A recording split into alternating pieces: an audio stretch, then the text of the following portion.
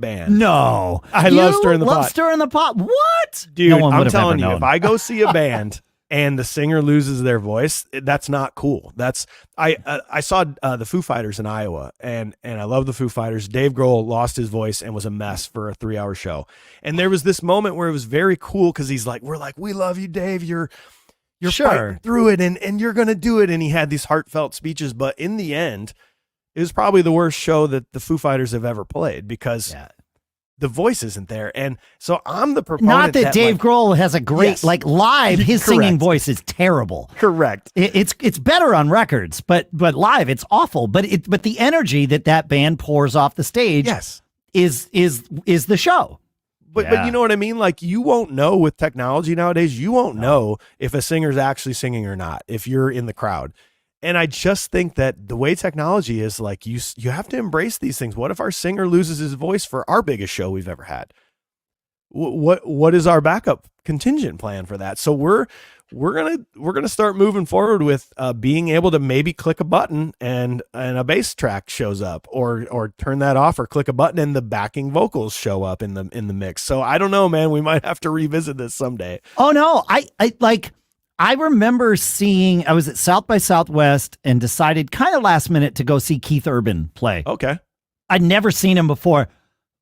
I am so glad I went. He put on a fantastic show. He's a hell of a guitar player, right? Like, he's a great guitar player. He's a good performer, like all of the things. But about, 2 songs into the gig, I realized there's no bass player on stage. What's going on? And I tweeted about it, not knowing anything, right? Yes. And suddenly that tweet at the time blew up in the Keith Urban circles because none of his fans knew that his bass player was sick. And they all got really worried, and they're asking me what's going on. I'm like, dude, I have no freaking idea. Even know. I'm standing outside in Austin. Is this just a thing? Maybe the keyboard player is playing. I don't know. I can hear bass. And it turns out his bass player is his music director, right? And so it's okay, now now I'm invested. This is long after the gig. And I dig in, and it turns out, the guy was very sick, took I don't know, half a year off from the band. That happened to be the first of those gigs. So they hadn't really said anything about it. But what they were doing was playing his bass parts from the prior show that he had played, because they play every show to a click. Totally. And they just record. It's just ready to roll.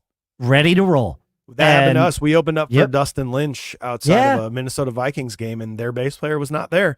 And we were talking to their playback guy. He goes, I just clicked this button and the bass track shows up, and no big deal. He couldn't make the show. So there's the bass guitar. And guess what? 99.9% of the people in the crowd do not know, do not care, had the time of their life. But then there's the musicians in us going, hey, wait a minute. Well, and it took me a couple of songs. It didn't dawn on me immediately. I mean, again, I'm not the biggest Keith Urban fan, so I didn't know who to expect to see on stage. If I was going to see, the Foo Fighters or favorite band, exactly. But they weren't. It was just I'm going to see a band. I know who the principal, the named entity is, and that looks like him. So I'm in, and it looked like a band on stage until it was hey, wait a minute. What's going on here? 6 strings. What the heck? What the heck? Yeah. And so that was it. But Dave, the thing I've learned of being in a cover band for 20 years or however long it's been, that you have to come to terms with the fact that any decision you make shouldn't necessarily be about what you think a musician in the crowd might care about. Never. It's does the general audience care about this extended weird breakdown that you're going to do of this B-side song? They don't. The general audience just cares about having the time of their life, singing along. They don't care if everyone's tracked and just the drummer's playing live. They don't care because they're not going to know. And I just think that's one of the things we always have to remind ourselves as cover band artists, as just musicians in general. What does the audience want? Not what do we want? What does the audience want? I totally agree. Yeah, we could come up with exceptions to that rule, right? Oh yeah, anytime. But if you're playing general business cover band songs, You are not there. Like it would be different if you were going to see, or I were going to see, a Rush tribute band, right? Yes. Like very different. Okay, like I expect to see them playing the parts, but I'm not alone. Everybody in the room is. It's like one of those graphs where it goes, does the audience care? And then it'll be like yes or no, but then it'll be like yes, because it's a Rush tribute band. Because it's a Rush tribute. It'll take it into a whole nother. That's a whole other thing. Yeah, it's exactly. But otherwise, nobody cares. Are they out there? Can they dance? Is the time consistent? Does it sound great? Is the mix good? Can you hear the vocals? That's it, right? Vocals and kick drum. That's it. That's what you need. That's it. Yep.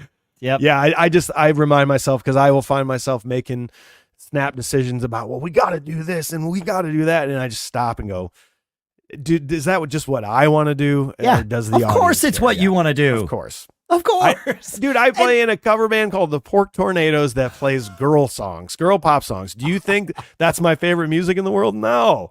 But like, do I have my time of my life playing it? Yes, I do, because the audience loves it.